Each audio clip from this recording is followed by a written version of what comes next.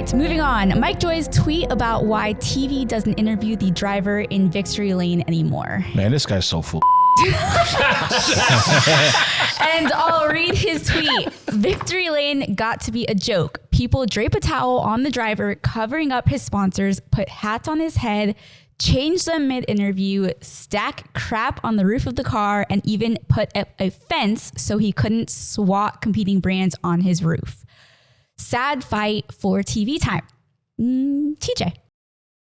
I would have to see victory lane because we're already on the elevator at that point. But yeah, I mean, he's got solid points. What does victory lane look like on TV now? I know they do the pit front stretch interview. Do they go to victory lane at all? No, they don't. Okay. They used to put a mic right when he got out of the car. They'd put a mic on him and they'd let them listen to like them thanking the guys, and they would interview him for a short amount of time, but then they cut it out. So they don't go to victory lane at all. It's just front stretch interview and then they're gone. Yeah. Okay. And depending on timing, they will show the celebration. But if they're running short, they won't. Well, that's my biggest thing. And I always looked for, and I mean, this happened, you diving into your crew guys. You know, that was my fight when I was growing up. Like, yeah, the interview was, you know, what the driver needed to do to thank everybody. But like, I always looked to see how the driver, how excited he was to get with his crew guys and high-fiving all the guys that got him there.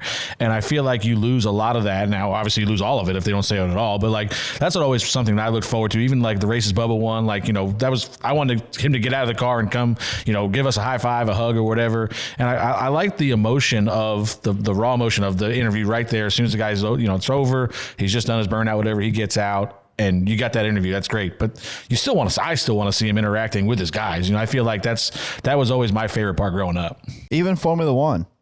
You see whenever they stop their cars, they're going to see all their guys. They're all giving huff stuff. I want a podium on the front stretch. I do. I don't know about a podium. I don't think we need to do. I don't think we need to have second and third place hanging out. But you don't want to have a beer. You don't want to have a beer for third. I mean, you know, it's just we're doing too much already. That's, you know, we don't need to copy the other people. I'm spot off. I think that I put out. I responded to his tweet. I was like, man, I miss being able to see that emotion. Nothing smoother than a car pulling into that crowded victory lane and everybody sort of, you know, releasing all of that positive energy. Driver gets out. He feeds off of all the people that are there around him. The interview that he gives in that moment is better than what I hear on the front straightaway. When they get out on the front straightaway, I'm not sure I've heard anything really compelling from any of the drivers that makes me go, yeah, this wouldn't happen if he weren't doing this interview right now. With that said, comments and replies to my tweet were, well, we what if we move, you know, victory lane to the front straightaway? What if that's where, you know, victory lane was at? Because the fans like that proximity and that energy that the ones in the grandstands. That's a small fraction of the entire fan base that's at the track, that's actually in you know, at the front straightaway at the flag stand. But maybe that's the thing. You know, they got that big trailer they haul out there for intros. Maybe you bring that thing back out there. One of my most memorable victory lane celebrations was the All-Star race. We win the race. Victory lane was right there at the flag stand. I loved the fans being part of the celebration. I loved the energy and all that coming from them. And I had my dad, the team, everybody that I usually have in victory lane, right? So maybe that's the answer, is that we combine the two. They do it on a few races. Yeah. Like championship weekend, they'll have the car move around the track and they'll do interviews at a certain point, and it does work out really well. It does. You hear the fans screaming. I do agree. I think from a sponsor's perspective, though, like, I understand what Mike's saying about all the clutter and they're putting car toppers on the roofs and things like that. But that's also what pays the bills for the team and NASCAR. Yeah, so that was what, 2000 when you won that All-Star race? Yeah. I'm going to be a traditionalist here, and I'm spot off for these comments. I miss the driver having the opportunity to pull into victory lane and just sit there for a minute and get his thoughts together, and a couple people to reach in and give high fives and get that signal to crawl out of your car. Like, to me, that was commemorating the win as good as it can get. And call me crazy, I'm not here for the TV aspect of it. I'm here for the storytelling of it. And there's nothing better than seeing that guy get the nod of, hey, climb out of that car and they celebrate. Do it. And they boom, do it. You just don't see it. He pops out. Boom, you see the confetti. You see the guys screaming. You see the driver celebrating. You see him jump down. And, yes, he gave an awesome interview because he had a minute to collect his thoughts and realize what he had done, because you guys are in the moment. I mean, you're in there by yourselves this entire 4-hour race, and then you're going to celebrate by yourself too. No, I'm not a fan of that. You know what I like? What I miss is when that guy is coming down pit road to get to victory lane, and all the team members, guys that want to go out there, like those are those guys that get a chance to come out there, and like he says, it leads up to a bigger moment. I remember Jimmy Johnson getting out and knocking off car topper. Do I want to see that happen? No, I don't want to see that happen. I want us to be respectful of what's going on. But at the end of the day, we got to tell the story, and that's the best way to tell the story for me. I feel like at some point something changed to where, back when, you were full-time, heyday, whatever, guys drove, they did their burnouts, whatever, then drove to victory lane. Now it seems like even before the on-track interview started, you would do your burnout, then you're getting out on the front stretch, you're running around, you're going to get the flag from the flag man. And I think that's probably what gave them the idea. Well, if this guy's out of the car running around anyway, let's just do an interview there while he's out of there.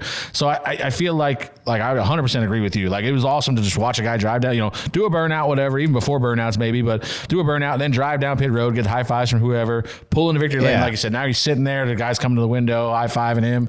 But I feel like a little bit got lost because they would do their burnouts, now get out, Kyle's standing on the hard. But even think about it after the race. Like, I've invested 4 hours of my life. I want to hear from the guy that got crashed. I want to hear from the guy that ran third that had never run third before. Like, let me see the interviews. Like, we're in such a hurry to get off the air. That part also drives me bonkers. So Freddie brings up a great point. The driver started going and getting the flag. That started becoming a thing, right? And now every driver's programmed to drive to pit, the flag man and get the flag, right? Now, and to your point, the reason why we do the interview on front straightaway is because TV's in a hurry to get off the air. The more races that we push onto big networks instead of like NBC Sports Network or Fox Sports 1, when it's on the big network like Fox or NBC, they are in a massive hurry to get off the air and get the next programming back on. There's a whole nother world out there that's ready to to put their show on. Yes. NASCAR is not important, right, to them. And so they're screaming going, when's this coming off the air, right? And so NASCAR, everybody on the TV truck and everybody's scrambling trying to close the show. So I think we got to find a way to at least give ourselves that 15-minute, half hour to do all this the proper way, get all the right guys interviewed. That drives me nuts when I get off the air and look at my phone and all I see is people complaining because we didn't interview second, third, fourth, fifth, or hear from the guy that's never run in the top 10. I'm so frustrated for the fan at home that's what he's thinking about right now, right? He should be sitting there going, man, I had a great time watching this race. That's awesome. Yeah. Not, damn, why'd they have to rush off I seen that the other night. Landon finished second. That's a career best for him in Xfinity. And I don't think he ever, I seen like Weaver in them interview him, but I don't think he ever got a TV interview. Those guys understand that feat right there. That's unacceptable. Yeah. Figuring out how to get all that changed, be able to build in that time so we can have plenty of interviews and get all this stuff done that needs to be done, that deserves to be done at the end of the race, and reprogram the drivers to get them to where we want them to go, right? So they're not dragging their feet, waving their flag, or doing whatever it is they want to do. I'm going to tell you something, man, and I'm not saying this because you're sitting here. We're lucky to have you still so involved in the sport because you're in a position where you are paid by the network to cover the sport that you love, but you're still very honest. I mean, to sit here and say the things you just said, I don't know that all the broadcasters would be that transparent because obviously they want to have a job. They need to have a job. You're able to be in a position to still be a race fan, a broadcaster, and still look at it from the 360. And when you say that, the fans at home are like, yeah. Because that's what I want to hear too. TV shouldn't be in a hurry. 2 weeks ago, you said he shouldn't be allowed to broadcast because he's got a vested interest in what's going on this racetrack. You did say that. I agree. I don't know what I'm sitting here. From an Xfinity Series racing standpoint, Dale Jr. should not be in the booth on during Xfinity race. I told him, I went into meetings today and I said, I don't think I want to do a play-by-play this year because with 4 cars out on the racetrack, anything going, I don't need to be that guy. If something happens like we had, if what happened at Martinsville happened while I was in the booth, I don't need to be there. No, you don't need to be in that position for your sponsors. No. I don't think the fans want we saw that even with, I think, Jeff and Harrison at a couple of times. You don't want Jeff, if that happened to Harrison, if that's Harrison, you don't want Jeff in that moment. And he did a good job of, he's going to handle himself. You try to do your best, but it needs to be fair to you. In that moment, you realize, someone else needs to be standing where I'm at. Yeah, for sure.